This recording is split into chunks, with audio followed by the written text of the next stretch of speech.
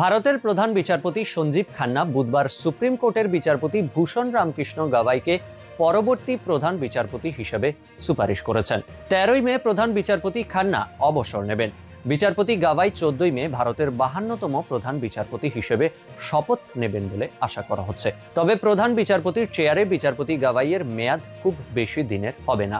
14ই মে শপথ নেওয়ার পর থেকে 6 মাস তিনি ওই পদে থাকতে পারবেন।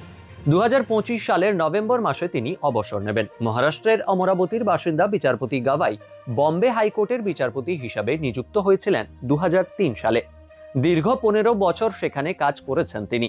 তারপর 2019 সালে 24শে মে তাকে সুপ্রিম কোর্টের বিচারপতি হিসাবে নিযুক্ত করা হয়। 1960 সালের 24শে নভেম্বর অমরাবতীতে জন্মগ্রহণকারী বিচারপতি ভূষণ রামকৃষ্ণ গাভাই 1985 সালের 16ই মার্চ আইনজীবী হিসেবে কাজে যোগ দিয়েছিলেন। এ ধরনের গুরুত্বপূর্ণ আপডেট ও খবর পেতে চোখ রাখুন এই সময় অনলাইনের সোশ্যাল মিডিয়ায়। ডাউনলোড করুন এই সময় অ্যাপ iOS ও অ্যান্ড্রয়েডের জন্য।